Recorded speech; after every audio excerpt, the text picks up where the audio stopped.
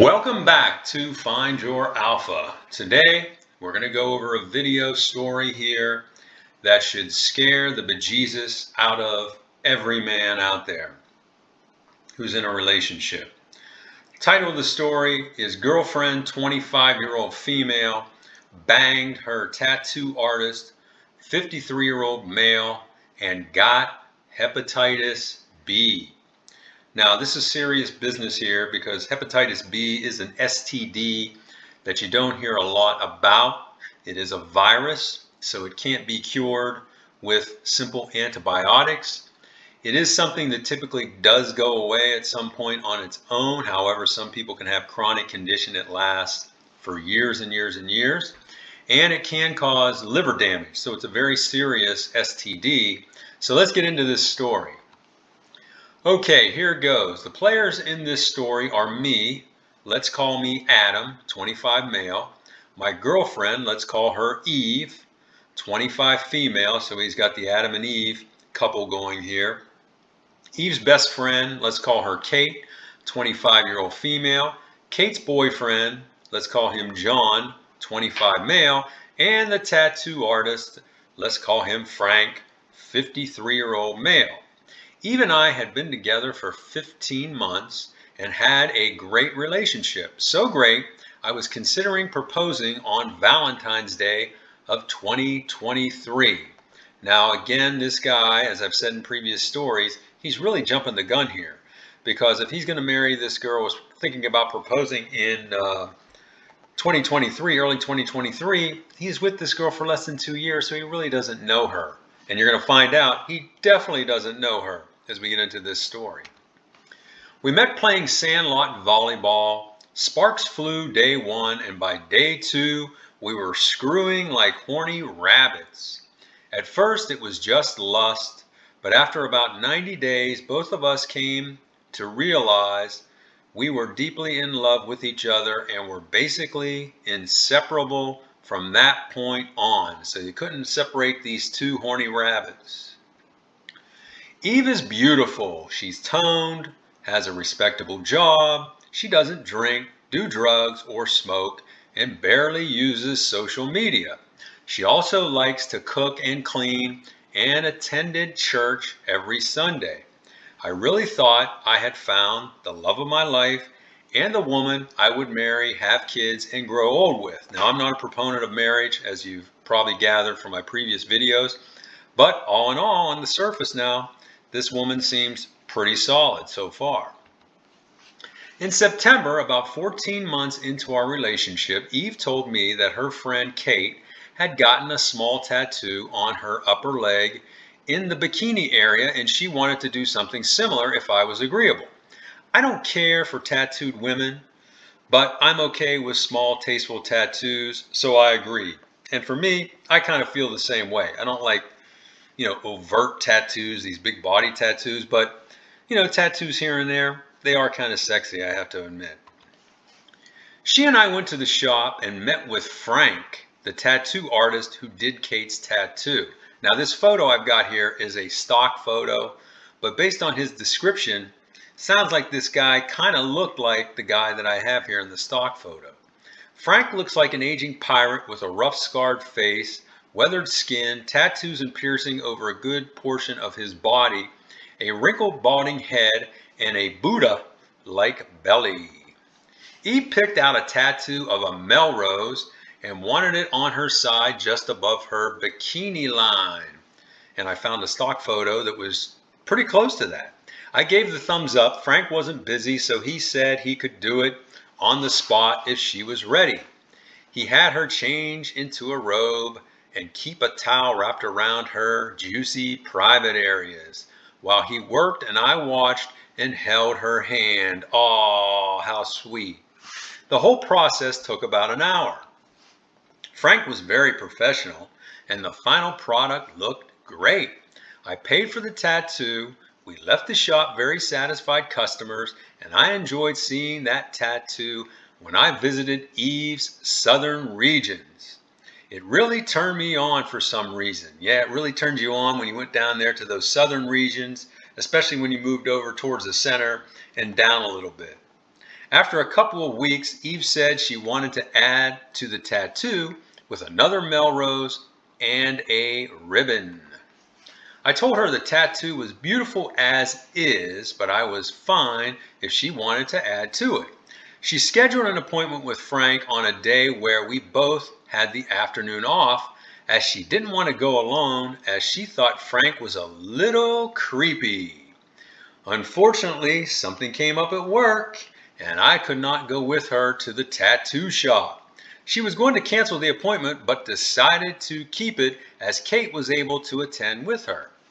The day after Eve got her tattoo, I got a call from Kate on my lunch hour. Kate, her boyfriend, John, Eve, and I have all become best friends and often double date. So it's not out of the ordinary for all of us to text or talk to each other on the phone, but normally with the other partners present. Kate asked if she can meet me after work, as she wanted to share something with me confidentially, but asked that I do not share any information with Eve. Kate said she didn't want her to know just yet and swore me to secrecy. We agreed to meet at a local restaurant bar right after work at 5:30 p.m. When I got to the bar, Kate and John were waiting for me at a table. I wasn't expecting John to be there and was surprised to see him. They had a drink waiting for me as I texted Kate my order prior to arrival. So they were already sitting down now and ready to talk because they all had their drinks. I could tell something was up right away, and Kate said she was going to get right to it. She said she wasn't able to go to the tattoo appointment with Eve, but spoke with her right after her tattoo was completed, and here's the bomb. She confided in her that she had unprotected sex with Frank. Yes, that Frank, the tattoo artist, right after he finished the job. Well, he didn't completely finish the job until he got those panties totally off and inserted his joystick, but then the job was officially finished, I guess. All I could say was, "Frank, are you kidding me?" That's when John spoke up and said, "I'm afraid not, Adam." According to Kate, she said Eve was hysterical and was very sorry and ashamed for what she did and wanted to take this terrible secret to the grave. She said even though Frank is repulsive, now listen to this, this will drive you insane. And it's not always hypergamy why these women cheat. She said she was oddly aroused during the tattoo process and just got caught up in the moment of what it would be like to have dirty sex with an odd, eccentric guy like Frank. And then he says here, the OP, "What the fuck?" And I say, "Bleh! I can't believe that a woman would do that." And I shouldn't say I can't believe because I've seen everything and I've heard everything. Eve told Kate the experience was horrible and she immediately regretted it. Kate said she then told Eve she must tell me immediately. After arguing, crying, and pleading with Kate to keep quiet, Eve eventually hung up on Kate and has ignored her calls and texts ever since. Kate said she immediately discussed this with John, and they both agreed that I must be told now before Eve and I were together again as man and woman, i.e. sex. So these are very good friends here. You know, a lot of times what happens is women cannot keep things quiet, so they want to share this information about them cheating or doing something inappropriate with a friend, and the friend covers for them. But in this case, this is a good woman here, and she said, "No, you've got to tell your boyfriend." I thanked them both for being such great friends and told them I will be indebted to them forever. I told them how terrible I felt, but held it together without breaking down. Kate said she too felt awful, as she and Eve have been friends for 16 years, and she never saw this side of her. Prior to me, Eve had only had sex with one other guy, a boyfriend she had in her freshman and sophomore years of college. Well, that's what this guy believes, but I very likely believe otherwise because very few women out there have had only one boyfriend or 2 boyfriends by the time they're 25, you definitely can multiply that times 4 or 5. I told them I would be breaking up with Eve, as cheating is a red line for me, and Eve knows this. They both understood, and Kate was very sad about the whole thing, knowing on one hand she did the right thing telling me, but also knowing she likely will lose a good friend as a result. We still couldn't get over that she had sex with Frank of all people. Not disparaging anyone's looks, but Frank would have a negative SMV, which is a sexual market value for most women. So what he's saying here is most women would be repulsed by this guy. Most women except for Eve, unfortunately. Not to brag, but I am 6'2" with a toned body and a handsome face, from what I've been told. I played sports all through high school and work out 5 days a week to keep fit. I have a degree and a great job in the IT field and have never had any issues getting women. Why would she cheat on me with someone like Frank, a man older than her father? Eve was scheduled to come to my house at 6:30 p.m. We planned to cook dinner, watch a little Netflix, and make a little love for the rest of the evening, since we missed doing so last night. Thank God you missed doing so last night, brother, because you're going to find out that could have been the biggest mistake of your life. I didn't want to see her and was really boiling with anger at that point, so I called her from the restaurant parking lot and confronted her, advising I just met with Kate and John and they told me everything about you effing Frank. She was silent and then started crying, saying how sorry she was and that it was a huge mistake that will never happen again. I told her I really don't care if she F's Frank from now until the end of time, as she is completely disgusting and we are done. I also called her a few choice names, which I now regret doing. I then told her not to come over tonight, as I will not be home, and to never contact me again. I then told Eve to have a nice life and ended the call. Good for you, boy. Good for you. For the rest of the night, she left me over a dozen voicemails of incoherent rambling, saying how much she loved me and that she was sorry, along with nearly 40 texts begging me to please talk to her and explain herself. What was there to explain, he asked. I never responded and left all her texts unread. At midnight, I got a call from Eve's mom saying Eve was distraught and inconsolable. She asked me what happened. Though I wanted to blurt out what Eve had done, I said it was best that Eve disclose the reason for our breakup with you. Her mom then asked, did she cheat on you? I again repeated that I thought it best if Eve disclosed what she had done. I got along with Eve's parents great. I told her mom how much I appreciated her and her husband and hoped to stay on good terms with them. She repeated the same and said, you take care, honey, and let us know if you need anything. Surprisingly, I didn't feel any emotion at this point and was proud for the way I handled the situation. I'm proud of you too, man, because that's how you should handle it. I took a shower, went to bed, and fell asleep quickly. However, the next morning, I started doubting myself, but with the help of my friends and reading this online forum, I stuck to my decision of a cold, no-contact breakup with Eve. However, here's where I need your help, okay? What help do you need? Eve had been bombarding my phone with voicemails and texts since our breakup 10 days ago, but the messages abruptly stopped recently. Yesterday, I got a call from Eve's mom who explained that Eve was in the psych ward at the hospital, suffering from what the doctors described as a combination nervous breakdown and PTSD. Her mom said they took her to the hospital and she was admitted as she had been making statements that she was going to end herself. Now, anytime, someone says they're going to end themselves or even makes reference to that, you always have to take action on that. A lot of times I know in these cheating situations, the women will use that as a ploy to get pity from family members and loved ones and the spouse that was damaged in the cheating.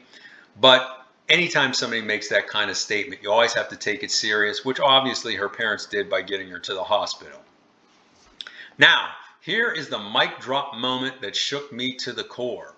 Eve's mom said that she and her husband forced Eve to get an STD test, and the results came back that she was positive for hepatitis B. Follow-up tests confirmed this. This news sent Eve over the edge. Yeah, I can see why it would send her over the edge. She basically lost a great boyfriend that could have been a great husband to her. She lost her best friend, and now she's got an STD that might be with her for a long, long time. So her life that was great 2 weeks ago is now total shit over something stupid that she did. I felt really terrible for Eve and ever more thankful to Kate and John for telling me about the affair. Yeah, man, you owe them, those two, a lifetime of acknowledgement and your thanks for sure. All right. Her mother didn't come right out and ask me, but I know she really wanted me to visit Eve based on our conversation.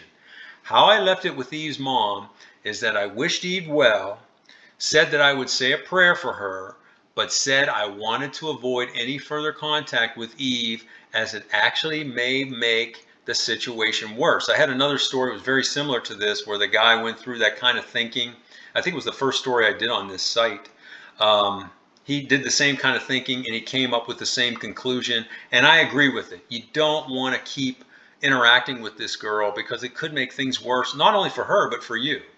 She understood and said she appreciated the conversation and said she would update me should the situation take a turn for the worse. Here's my dilemma. Should I go and visit Eve or stay the course? I'm going to tell you really simply, guy, you need to stay the course. This woman is toxic. This woman is going to be a lifetime of problems for you. She's getting help now, psychological help. She's got her family around you.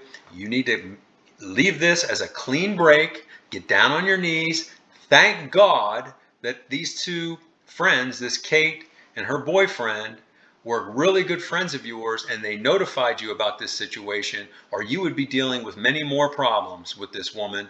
You potentially could have had an STD, married this woman, and your life would have been a mess, a total mess. Now you're walking away pretty much unscathed. I feel like I might be starting to break and need some consensus feedback. Well, I just gave you my feedback. And again, I think you handled this very well, OP. You cut her off immediately. You are holding the course. You're not going to be sucked back in because now she's got psychological problems and all these other things going on in her life. You need to be strong. You need to look out for yourself. Put yourself first and move forward with your life. That is my suggestion to you.